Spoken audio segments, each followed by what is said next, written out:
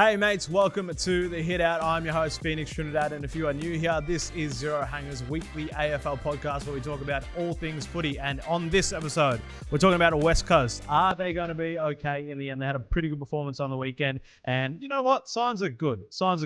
We also do our ladder predictors because we are past the bye rounds. And what weird stuff would you do on field if you were an AFL player? There's plenty of deep discussion going into this episode. While I've got you, check out Craft of the Draft on this very YouTube channel. They have just so much to do with the draft. They know all their stuff, and they're doing the prospect power rankings this week over at Craft of the Draft.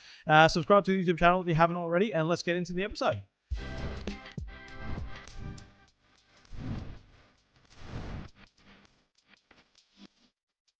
All right, we are back again with Zero Hanger writers. One writer, one editor. Is that how it works? Yeah, well, no, we Aidan, same thing.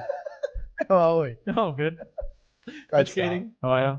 Back off a week's break. Oh, yeah, you were here last week. I loved last week's episode. I listened to it on the way in on Tuesday. Oh. Cal, who's actually now moved on to better things. Great segment with the what you can use footy saying. So the 2 day cost is out there. I'm going to use that. Okay. The limited minutes, I'll use that at home, but the wife might not like it. I'm really glad that you listen and watch the episodes when you're not on it. Yeah, because just like, if I'm not on the catch episode, up. I won't watch it. Yeah, I can't believe though. I have a bone to. You haven't listened to Ice House. You didn't know who Ice House were. No, I don't know who Ice House is. Just We had I very don't different childhoods understand. growing up. No. I didn't listen to Ice House that much, but it's just like, how do you not know Ice House? great Southern land. Yeah. No, Electric You don't know that Blue. song? no idea who Ice House is. I did listen to the song, and it did sound familiar. I do think it was probably something that I heard watching Rage grow up at like 2 a.m. So you But watched that was Rage. about it. But yeah. Back in the day. Yeah. Yeah, but I didn't look at. They look like every other Australian band from the 80s ever. Yeah, I didn't just look at like- them and be like, oh, I'm going to remember this like band for the rest of my life. Long curly brown hair. Yeah, Yeah. it's like 5 dudes with mullets. Anyway, we should probably talk about some footy. First thing on the agenda: are the Eagles going to be okay in the end? Yeah. Should we give some love to West Coast? Like they lost, but I feel Yeah, why are we like talking about them in a positive light after a loss? because they pushed the Pies, premiership favourites, all the way to the end. Without Allen, McGovern, Waterman, arguably their 3 best players. Doing it with quite a young list. It's not a win. You don't look back on the season. People are probably going to forget it. But for West Coast fans, they'll be quite pleased.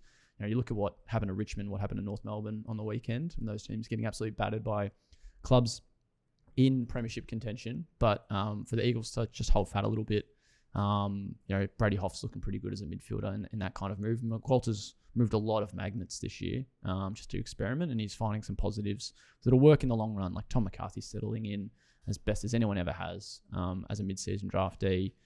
They did it with a really young list, pushed the Pies for 4 quarters, and I think there's a bit of light at the end of the tunnel for West Coast at the moment. Well, yeah, we saw kind of their identity in terms of how they're going to play the football. So you've got that Richmond blend of fast-paced, high-pressure handball game that McQualter's seemingly trying to get into the club. And we saw it for the most part against the Pies and actually put them on a lot of heat, which caused a lot of turnovers and kept them in the game for the most part. But I think as well, a bit of a shout-out to Liam Baker as part of this segment. He was huge on the weekend, but you can see how valuable he will be in the coming years to that Eagles lineup when they're in the midst of their rebuild. Yeah. So I think, what he's doing both on field and then off and then kind of just creating that direction which the club wants to head, I think is a testament to him and clearly why they, sold essentially pick 3 and pushed back 8 or 9 picks to get him into the club. Yeah. Yeah, I still don't know exactly what their identity is going to be, like in the way that they play, but on their list, so they're probably going to lose Oscar Allen and they may lose Harley Reid. So what does that do? So first of all, what do you get for Harley Reid? Because he was a first round, he's the number 1 draft pick. Yeah. Surely you're only getting a first rounder back for him. Nah, he won't leave this year, which is something I'll be pretty happy to see. Like I don't want another number 1 pick heading out after 1 or 2 years. Say until the end of his first contract, I'd still like him to re-sign.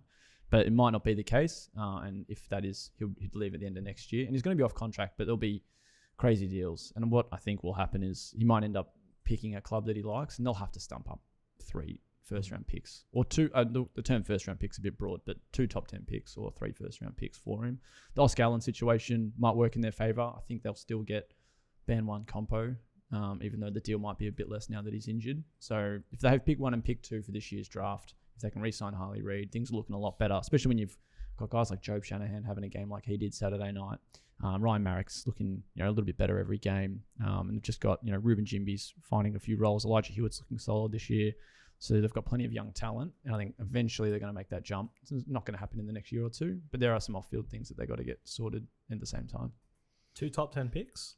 Yeah. Well, I think Melbourne offered him before he even played and got drafted, I think 3 or 2 first-round picks for West Coast pick 1 when they got him. So now he's kind of played. He'll play obviously 2 full seasons by the end of this year.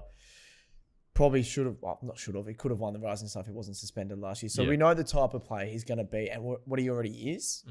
And I think just the current climate in terms of trade and value of these players, that's what you have to stump up to even get someone like him who people think is a generational talent and has shown glimpses of that so far. Yeah. Like Essendon could make a play this year, but I think he's going to be settled at West Coast for 1 more year. And what that next deal would look like if he did re-sign is real fascinating because he's not going to sign a 1-year deal because that'll take him to Tassie and then West Coast will be in a real panic with the kind of money that they'll throw at him and the potential, access that Tassie might get without having to trade anything. And then on top of that, if he signs a longer term deal, it could be free agency. It's going to be quite fascinating if he does re-sign, but I think at the moment it's going to be a big watch next year. Yeah. So someone in our mailbag sent through, we'll bring it up now, but I think it was Grace said that with the right attitude, the Eagles won't finish on the bottom this year, which I think is not unseeable. Like I think they're a pretty good chance to maybe lift off that bottom spot. It's just a matter of who replaces them. Yeah. But I don't know. They're a little bit behind. Like they need to make up 2 wins and percentage on Richmond. Yeah. Which I'm assuming the 2 clubs might meet again. I can't remember exactly what their fixture is, but they play in round 19, Richmond in Perth. So they'll need to win that. Their next 5-6 games I'm looking at, they've got GWS, which is probably a loss. Port will try and get the most out of that game, given they're still in the finals chance. Richmond is that 50-50, and then Freo, Melbourne, and Adelaide, 3 other clubs who should be winning. But yeah, they'll need an upset if they want to make up a spot on the ladder on top of beating Richmond and making up that percentage. I can see him beating Melbourne. I'll give him that one. Like I can see it happening. Out of all those games outside of the Richmond one, it's probably the most likely. Is the Melbourne one at home or? Yeah, it's at your home. Oh, so it's probably the G or Marvel. Or the G probably. I don't know. I think they probably finish last, but like Grace said, it's not out of the realm of possibility. Absolutely not. All right. Yeah, good. Kudos, Eagles. Well done. Yeah. Little shout out. Tom Lynch. Just starts clobbering. Smacked him. Oofed. Just smacked him. Clobbering blokes. Yeah, he's well, if he connected, like that's would have been the result. You're looking at 8-10 weeks. He's missing the start of next year. Like must have been watching UFC before he ran out. Yeah, God, he's just like he's got not a reputation that bad, but he hasn't got exactly the best MRO record. Not the cleanest record. Like this is like the 3rd or 4th. Like and a lot of he's actually thrown a punch. Yeah, it's like this is I don't know. Like the result will come out around the time this episode goes live, but it's a month. I'd like to think whether he goes straight to the tribunal and they kind of push for a month. But that whole potential to cause injury part of the MRO guidelines is could push it a bit further out. So it's going to be quite interesting how this one comes. But yeah, it's just I don't know, just seemed really frustrated with what was happening in the first half. Old mate he wasn't concussed or anything. No, that's victim or whatever you want to call it. The other person. How do you refer to them as the other person in the incident? Yeah, well, victim is probably right. It, like. He didn't go off with concussion or anything. So no, I don't think so. No, but that shouldn't really factor in. No, that's the whole thing. Is it outcome based or is it potential to cause injury? Yeah. And I think they have to work on the latter a bit in this one, even though that he still made eye contact intentionally. Yeah. And Butts was able to play on. It's got to be a bit more steep than that. Yeah, 4 weeks. Maybe put a curfew on him too, just because they know how to deal with that. But I like Adam Uze came out after it, didn't he, and said like, I don't know. I just thought it was a bit rough, or like because he talked about the frustration that Tom Lynch was going through, And like there should have been a bunch of frees paid to him. But like that doesn't justify punching someone in the head. I didn't see what Uze said, so I don't know if he prefaced it by saying he would seek clarity from the AFL just around how he was being defended. Yeah. And it was actually a few instances before that one in particular. Everyone's talking about of Lynch kind of going after Butts in a marking contest or slightly after because he felt maybe he was kind of dealt with unfairly. As you've alluded to, and as I think everyone can stand here confidently in saying that doesn't excuse the fact of swinging your arm around and potentially collecting the guy in the head. So I think minimum 4 weeks, potentially 5, just because it's just not a football act. So if you go back to players who get done for 3+ weeks, dangerous tackles, that's part of the game. It's just an unfortunate incident. Yeah. But this has no right in being in the game at all, at any level. So you'd think it's a pretty safe one in terms of fair. And given his history too. These are the type of acts I reckon that make you Brownlow ineligible, as opposed to what Paul Curtis did. You should still be like, not to say those two are a chance of polling all that much, but like if it's a Bontempelli and a Dacos we're talking about in those two, I think it should be pretty clear cut in what rules you out and what keeps you in the mix. Question without notice though, just because I'm not caught up on the news and you guys are. What's going on with what about the Stephen May hit? He got reported for that, didn't he? Yeah. I didn't think he was going to get suspended or anything.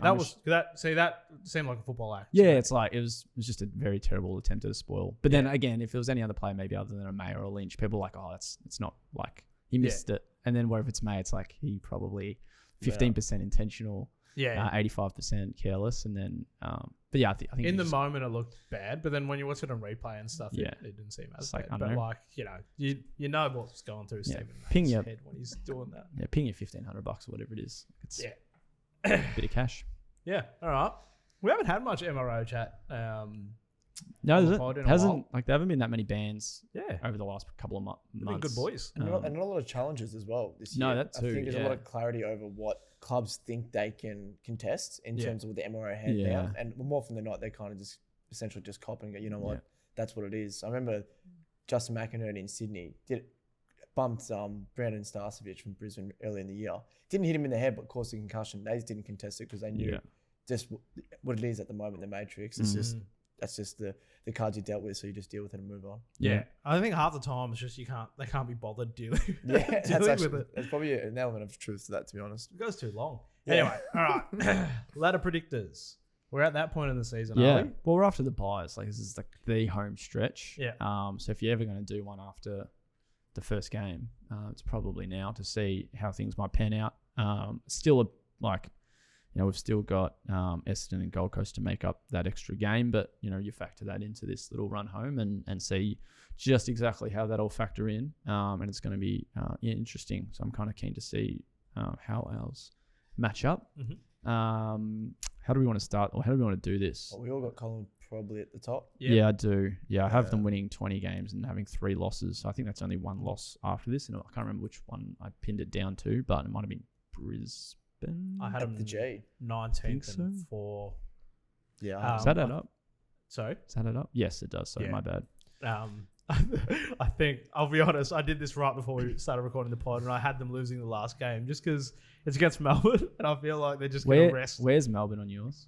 I'll tell you, Melbourne have finished 11th. 11th? Yeah, I've got them 15th. Yeah, that's high. To be honest, that surprised me. I didn't look at the bottom half of the ladder. I was just looking at the 8. Yeah. Because I know that, anyway. Do you want to give what your top 8 is in order? Yeah. Okay. Well, yeah. Pies, Cats. Yep. Lions, Crows. I'm the exact same so far. Dogs, Suns. It's the exact same so far. Oh, no. Sorry, no. You missed 5th, but yeah. And then I got the Hawks, Giants with Freo to miss. Oh, yeah. I have faith in them, although they're playing a lot better. Yeah. But I looked back, especially the last 6 weeks, which they've won all games.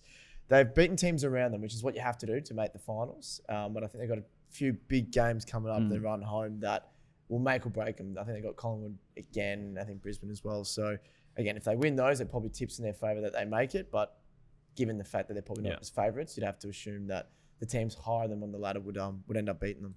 Yeah, I had the exact same top 4. So Pies, Cats, Lions, Crows. I had Fremantle in 5th though.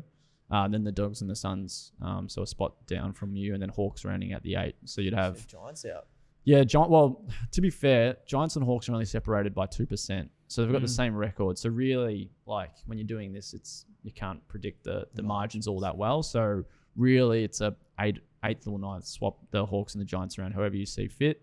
But yeah, Pies running home pretty strong. Cats too. Like, the Cats have a very easy draw to finish the year. And I think the Lions are still one of the form teams. So that's kind of the top 3 plus the Crows, who are only behind the Lions because the Lions had a draw. So, yep, that's my top 8. And the bottom 10's kind of similar to what it is already at the moment. Yeah. In the comp.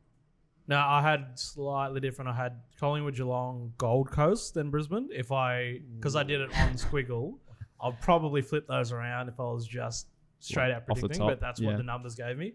And then I had Western Bulldogs, Adelaide, Freo, Hawthorn, and then GWS just missing out on percentage. So you had the same 8 teams as me, just different order. Yeah, which I guess comes down to what their fixture is.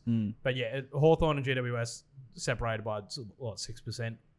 On the thing, but I think that's pretty reasonable. It really is like Hawthorn and Freo and GWS. I think are the 2 that are mixed around. To be honest, I think Hawthorn probably finish higher than Freo than what I've actually got here. Yeah, but I like your final setups, like Dogs versus Hawks again at the G would be cool in an elimination final. Pies versus Lions has been a good contest the last few years. I went off the back of that grand final a couple of years ago. Yeah.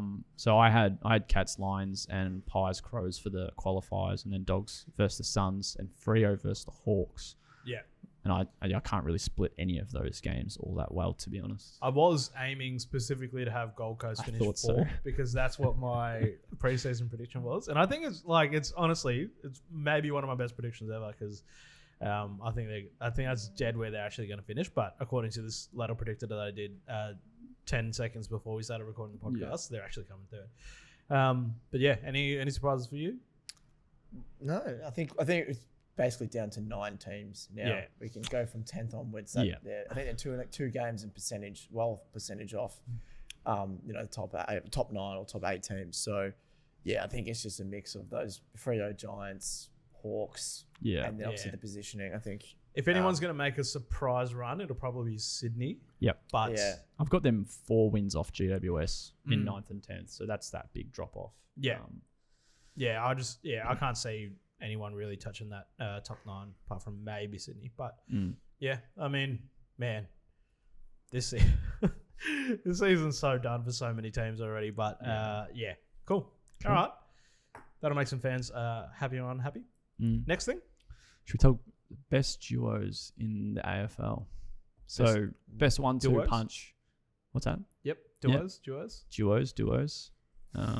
Dua Lipa.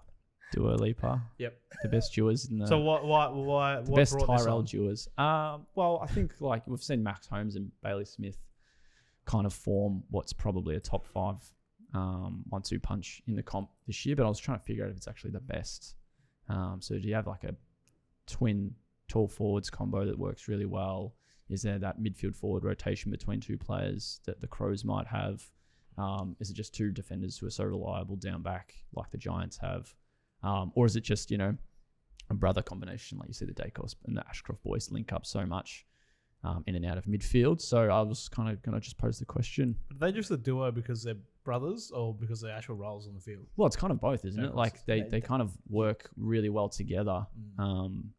Both sets of brothers. But then I think, if they weren't related, I think it would still be a pretty promising duo with what you're getting. Well, they look for one another as well. Like you can see their eyes darting, and if there's a little tick lead here and there or a handball to them, even if they're not, generally they're probably in a better position, but because they probably have this connection that being brothers do tend to have over just, a general teammate, you probably know where they're going to be at all times, so you kind of look for them. And like even Scott Pendery as well, if you talk about a little trio, always seems to find Nick and Josh at times because again, they're all quite smart footballers and they look at the right spots at the right time. So another one the Pies have with Nick Dacos is Ned Long, like that. Like Nick Dacos' security guard is kind of what Ned Long kind of gets deemed as. Like he's just like this big force in the midfield who will just get the ball, get it to Nick, and then put on a bump, and he just creates that space for their best player. So there's a few at the Pies in that midfield that's kind of surrounding Dacos. I was probably either thinking it's Holmes and Smith, just given the run dash link up player they both have, or it would be something like Sam Taylor and Jack Buckley, who are just so dependable when they're both together, and just a really big part of why the Giants hold up more times than not. Well, and to that, Harris Andrews and Jack Payne. Very similar. So very similar vein to Buckley and Taylor at the Giants. Those two were pretty unstoppable prior to Payne's injury, but he'll be back. I've got no idea. Like I can name like trios. Like okay, let's step this up. Yeah, trio. Well, like Raul, Anderson, Miller. It's is good. Probably one of my favorite trios. I've just become a Suns fan just like this weekend. I've just made the full transition from D's over to Suns. But a good talking point's probably like May and Lever were one of the best duos of the past 5 to 10 years, and now it's falling one's apart. dropped and the other one is imploded in his own head. As he does. Yeah. I think the duo that I would love to happen, and we kind of saw it on the weekend, was Luke Jackson and Darcy. Yeah, look, it's looked good the last couple of times. The last 3 games they've run it. Yeah, it's not there yet, but that could be unreal if that becomes a proper duo. They both picked up MVP votes for me this week, so it's looked quite nice. Even while Rowan Marshall had a really good game as well. Like, it was just a real ruck fest. Yeah. That one. I think aesthetically, and it's not a real duo yet either, but when Norton and Cody Waitman play together in the forward line, I liked it because it looks like just one bigger version and a smaller version, like Mini-Me and Dr. Evil or whatever. Pokemon Evolution. Yeah. They've got a few of those at the Cats, actually. Yeah. Started. She's got like 8 blokes with blonde hair and headbands. Ends in Sam DeConing, Blitzars, Reece Stanley, Zach Guthrie. They're more just like clones rather than... Ollie Dempsey. We just got a cloning machine and just bring out guys with different heights and skills and stuff. So. They can afford that down at the Cattery. The Pork Barrel Park and then all the government money they get. The one thing I thought that they could probably get next is a runway strip for the aeroplanes, so they don't have to drive up to Melbourne Airport. They can just land the plane, like GMHBA one end just opens up and they just land on the ground. So maybe when they get that next $500 million from the government, they can get themselves a run strip. So yeah. Love it. All right, throw it in the comment section. Who do you think is the best duo in the game currently? What's next? I've got this question. So it's another debate thing we did a couple weeks ago. Because I actually have no idea what side of the fence I'd sit on this. So let's say you've got 2 players, player A and player B, and they're both drafted to separate clubs, and they have the exact same stat lines, right? But player A joins a team in the top 4, already a really good midfield. So let's say it's like a Will Ashcroft. So you've got a really good player, joins a really good side, and can work in that system straight away. Or you've got player B, who maybe like a Harry Sheasel, is equally of the same quality, but is joining a midfield that's really lacking, and he's probably the second best player in that midfield already. And then you see them both kind of put up the same stat lines. Do you kind of lean towards one player of having more benefit than the other? Because player A has a lot of these good players around them. They're already going to be winning, so it's easy to get your hands on the ball maybe. Whereas the other player, you're more relied upon in a weaker system. So in that sense, maybe they're getting the ball a lot easier. So I was trying to... I have no idea. I've always thought about this one, but I have no idea who you would rate more. Because I think there was the same case... It was a few years ago. I can't remember if it was like Bailey Smith and Sam Walsh after they got drafted, or it was Rosie and Walsh, and people were really trying to rate, how do you rate a player like Sam Walsh who's joined this pretty poor midfielder Carlton outside of Patrick Cripps? Or do you look at the Rosie who joins Boak and Wines, or it was Smith who joined Bont and Libba?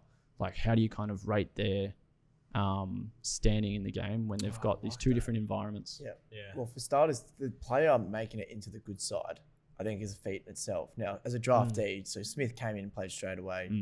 Rosie would have come in and played straight away in a really good side, and he's already deemed, and Ashcroft as well, deemed as one of the premier on-ballers in that group. I think a feat in itself, just as an overarching point in terms of leaning toward the player who joins a better team.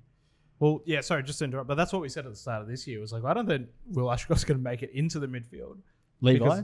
Levi, sorry. Yeah, like, because he's just, because their midfield is so good already. Like, how do you even fit him in there? But yeah, anyway, sorry, go on. But yeah, I was saying that to that point, it's probably a greater feat because you're probably entering a team that's top 4, top 6, whatever it is. Yeah. And they have to have a decent midfield. They have to have a decent forward line or back line, depending on what type of player it is. And then to be picked as a starting 22 again, they don't just gift players because you're a top pick. So I think that in itself, in my opinion, probably weighs a bit heavier because again, look what Levi's doing this year. Yeah. Premiership winning team, and he's coming in and not only contributing, he's not one of their better players, but top 10, 15. Consistent. Yeah, consistent players, top 10, 15 in their plays each week, in my opinion. Yeah. And again, to do that at a team that's, again, the reigning premiers, deemed the best in the competition, or the competition leaders, aside from Coleman, obviously, I think is pretty impressive. Yeah. I mean, it depends on if you're a draft manager or whatever you call it, list manager, you're gonna it depends on the character of the kid and knowing where your list is at. Like, you're gonna want to draft the kid for their character based on what you have. So it's like if you're a West Coast, you want to draft a Harley Reid, knowing that he has potential leadership, he's going to be able to deal with the responsibility of it.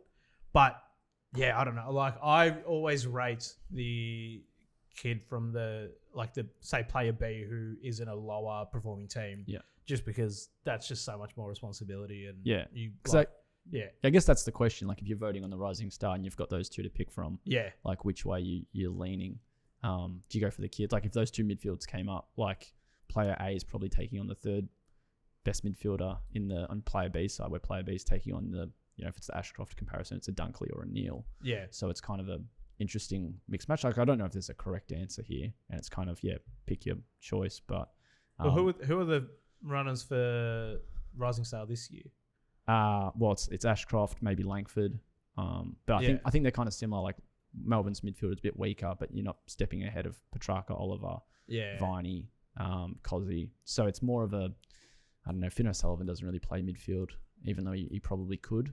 But then you got a couple of years back, McKercher versus Sanders or a Harley Reid or something. That's probably not a good example. It's kind of hard to find the exact example, but out of those two, I'm going to be biased, and I'll say I like Langford more than Ashcroft. Yeah, I think because I think he does just stand out more though too. Yeah, I think Ashcroft's ceiling isn't as high, but his base is a lot higher. So what Langford could be will potentially, if they both hit their potential, will be better than Ashcroft. But I think you can rely on Ashcroft week to week, whereas Langford might have a more of a lower floor, if that makes sense. Yeah. No, I like it. That's one for the comments as well. Who player A, player B. Yep. Is player A the more successful team? Player B. Yeah. Anyway, you get the point. Chuck that in the comments. Yep.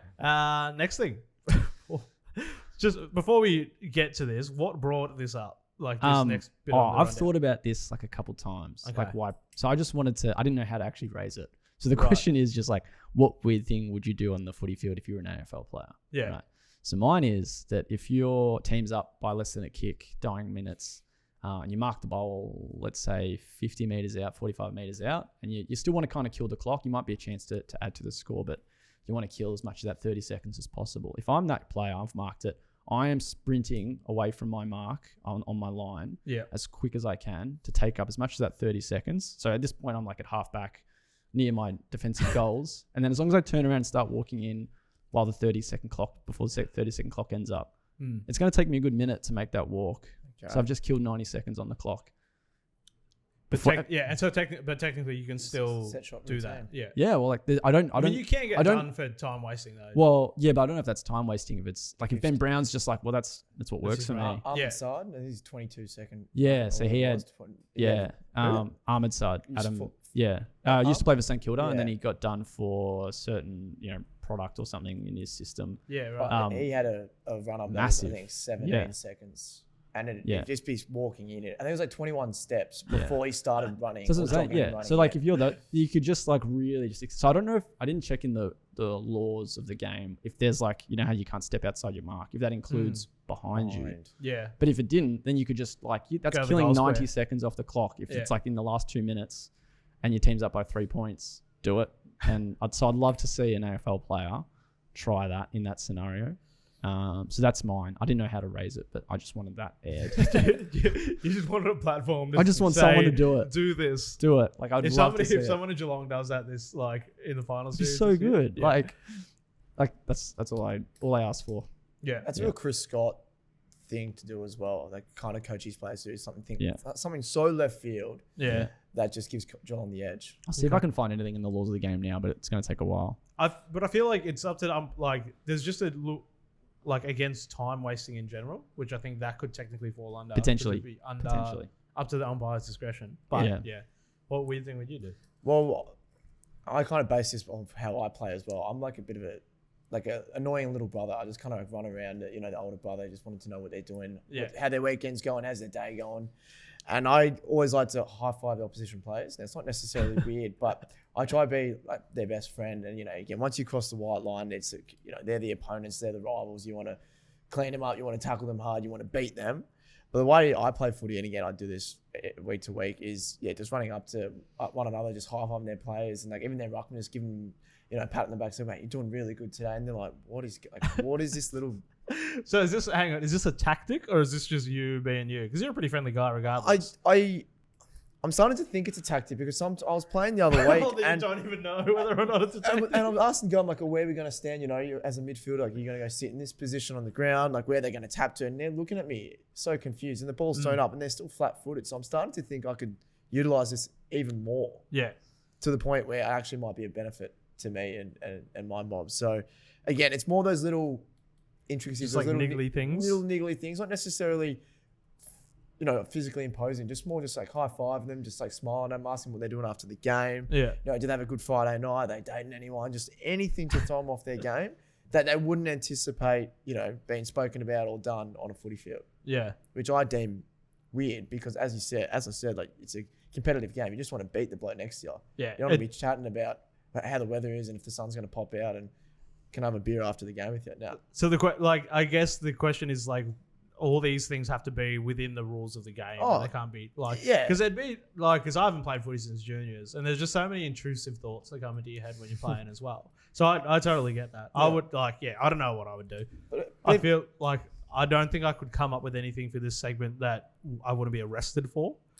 Like, but I don't know. Like, if you're trying to get under opponent's skin or like do something weird, maybe in a grand final or something, I would like shave my head at halftime or just do something to like really throw people off. That's something weird. Like, even one I do normally is once the goal's kicked and the opposition midfield, they gather. So with the ruckman, where are we going to hit to? I'll go just jump in there. I'll stand in the middle of them. So what are we doing, boys? Like, where are we hitting it to? Where's it hit to? And they're all like, oh, this guy, let's get him away.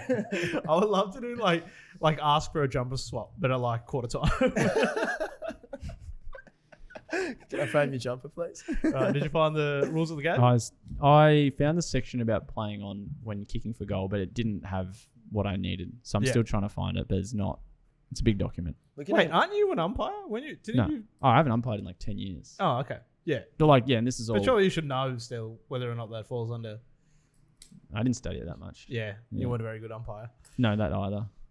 All right. Okay. So we're done with that? Yeah. I'm just going to say they can do it. Okay. Until the AFL comes in and changes the rule, which I can't find, then I want to see someone do it. All right. Well, now we know what happens if it comes up. Weekly awards. Yeah. Who gets an award this week? Mine's called the Severance Award, and it goes to Michael Voss, and not because his job's in jeopardy, but you guys seen the TV show Severance? Yeah. Yeah. Nope. Well, for those that have seen, I'm not going to explain the whole premise of the show, but pretty much. I would love to see you explain it because it's quite a difficult thing to explain. It's very hard to explain. Yeah. But anyway, even though this is a podcast and we need to give context to what we're talking about. Yeah, but if you haven't seen it, go I watch. think you should try to explain it. Well, it's like you sign up for like this. I don't know what do you call it? A job.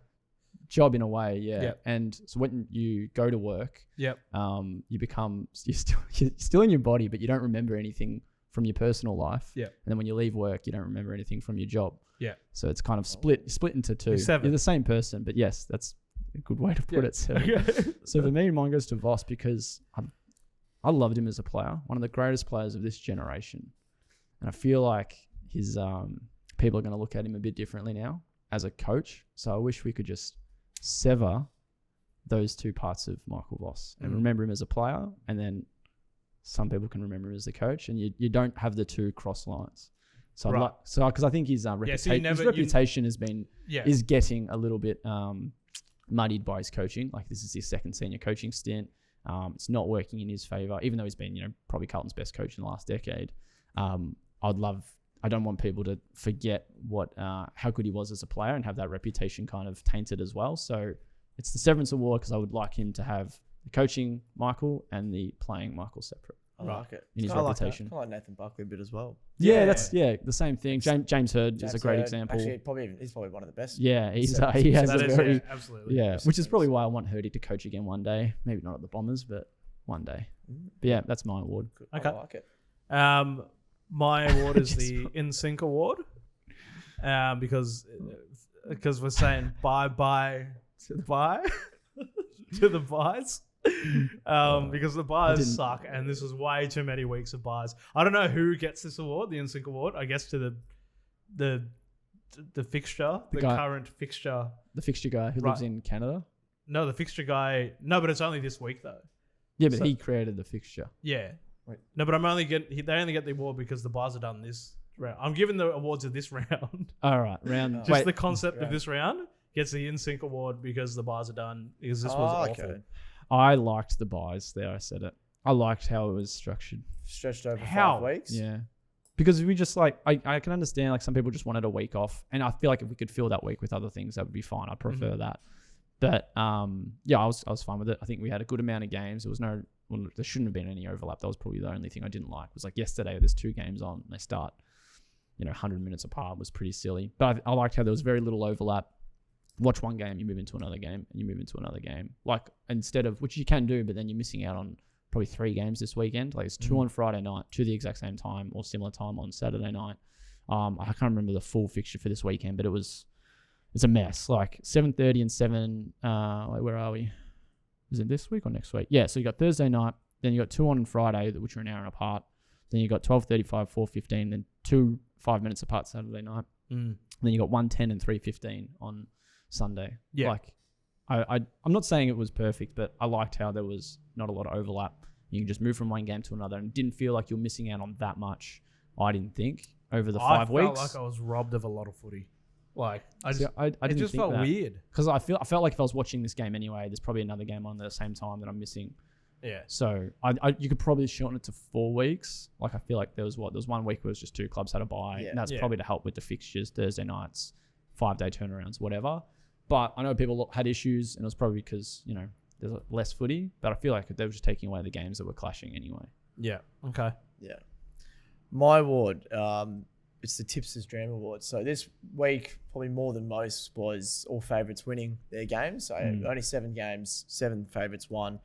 And I was just looking at my own tipping, and it's been dreadful the last season. It's actually this whole season. I haven't actually gotten one perfect round. So I figure this week, and especially in my own comp, there was a few perfect rounds. Did you get 7 out of 7? I got 7 this week, yeah. Did you get 7? No, I tipped Carlton. I got 5. Okay, I cannot tip. Did you tip Melbourne though? Yeah, because I was trying to get like an upset. That's what I'm saying. Yeah. Like you might have still. tipped one bad one, and then I also tipped Carlton. I tipped probably the 2 worst teams that you could possibly tip. The most maligned clubs. But so this award is actually broken up into 7 pieces to all the favourites who won. Yeah. Being it, Well, the Tipster's Dream. I'll tell you what, you could be giving it out next week because no top 8 side plays another top 8 side this week. They don't. So So the week after, it's almost every top 8 side. yeah, plays which is every kind other of like top 8 side. you hope because I think there hasn't been that many of those top of the table clashes this year. So you got Collingwood have Carlton, Brisbane have Port, Adelaide have Melbourne, Geelong have Richmond, Hawthorn have St Kilda, Freo have Sydney, the Dogs have North, and Gold Coast have Essendon. And then even GWS, you could split it into the 9. GWS have West Coast. So the top half and the bottom half play each other. Yeah. We should probably talk about that in the round preview, but like that round's going to feel like a bye round anyway. Mailbag? Mailbag. Is that a question? Mailbag? Yeah, question. Thank you for sending in your questions and hot takes. We had a lot come through this week. We're not going to get through all of them, but if you do want to add something to the mailbag, follow us on Instagram @ZeroHanger, and keep an eye out on Sundays is when we usually post the little mailbag questionnaire. First one, a hot take. Melksham, top 5 forward in the league. I'm not surprised this one got in there. This wasn't me. I was just about to say. I don't think we're going to read out names, but I mean, in the league, no. Top 1 at Melbourne. Well, I would say in his position potentially. Like there aren't a lot of those medium-sized forwards. He's not a small forward and he's not a tall forward. So if you're saying medium-sized forward. Jamie Elliott. Elliott's probably number one. Is he a medium forward? Callum Brown's in that same model. Callum Brown, I rate quite well. So he's in that kind of weird, not small but not tall. So he's maybe top 5 in that regard. Yeah, but he's not in the comp. Not in the league. Like that's saying that he's an All-Australian. 5'6" is better return than we've had from nearly anyone this year. Yeah, if he's kicking and he still had more still behinds than goals. Yeah. Oh, we suck. Going well. Yeah. I don't hate the call. He's playing really good football. And he's hitting the score, but I think also as well, which kind of comes to his role, is the fact that he's generally on the opposition's best defenders. Yeah. So he played on Harris Andrews, curbed his influence. He was on Mac Andrew basically the whole day, or just about the whole day.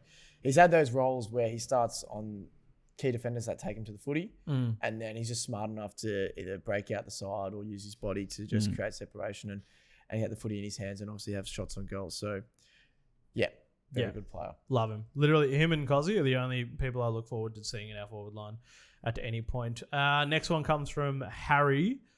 Hawks key forwards, stocks are so underrated. Gunston, Chol, Deer, Ramsden, Lewis, McCabe.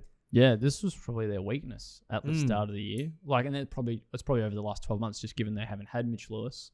I think a lot of people have forgotten the player he is capable of being. So if he comes back and returns to the form and stays healthy, then this could quickly turn in their favour. Like Gunston is having some season, potentially a career best season in what is probably I want to say like 17th. Well, everyone was saying he was going to retire after the Brisbane thing. This is the other thing. Like sometimes I was trying to figure out if him playing for Brisbane was a Mandela effect thing. Like I actually couldn't remember him playing for Brisbane, and like it was just something I thought happened because at that point, you're right. Like how he was looking. He wasn't even making the team. No, that's the thing. He got dropped, and then for I think all of the second half of the year, or most of that home stretch, he was not playing. So it was I was trying to figure out if that actually happened. I'm pretty sure now it happened, now he could be closing in on, he's probably going to look at 50 goals if he keeps it up. And he's best in the years, I think 50 out of 57. So he could get there if he has another haul of 7 here or there. Was that Warren All-Australian? Well, it would have to.